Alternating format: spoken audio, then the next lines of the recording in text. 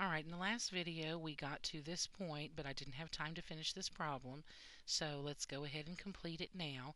We'd found the center from our standard form, and now we're ready to look at the rest of the ellipse.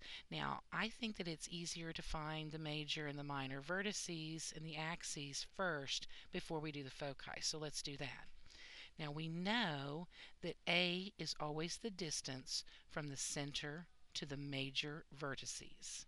So that tells us that from the center out to the major vertices is going to be 3 units. But we also need to know what direction to do that. Because our A and A squared here were associated with the x's, that means that the A is going to be in the x direction. Because the b's we found underneath the y's, they're going to be in the y direction. And then C and A always go together. The foci, because C tells you the distance from the center to the foci, it is always on the same line as the A is. Those always go together. So now let's plot what we know. We know that it is 3 units in the x direction to the major vertices. So if I go 3 units to the right and 3 units to the left, those are my major vertices. And now I can name that point. So this point would be the point -2, -2, and this would be the point 4, -2. So I'm listing those, which means that the length of my major axis, we can just count over there. The length of the major axis now is going to be 6 units. Okay, now we know our B is the distance from the center to the minor vertices.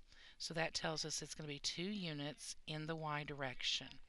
So I'm going to go up and down from the center 2 units. And then I can name that point also. This point at the bottom would be 1, -4, and the point at the top would be 1, 0. So I can list those out.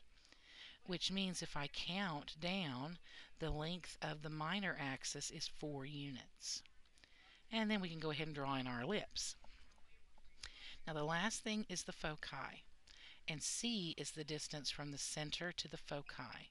So that tells me that in the x direction, I'm going to go radical 5, which is 2 point something or other, because radical 4 would be 2, radical 9 would be 3, so it's in between those.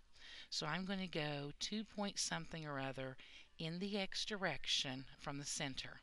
So I'm going to go 2 and a little more, and then back 2 and a little more.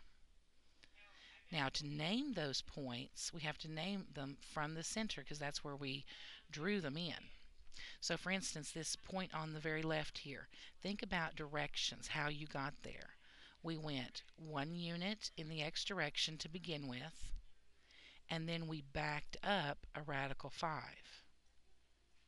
So that tells us then that our x direction is, we go to 1 and then back up a radical 5, and then we went down 2 in the y direction. For this point over here, we started out, we went 1 unit in the x direction, and then we went an additional square root of 5 in the x direction. So that's 1 and an additional square root of 5, and then we went down 2 units. Remember that when you're naming points, you are basically just giving directions on how to get to that point. So treat it like that, and it'll make it so much easier, not only in plotting your points, but also in naming them.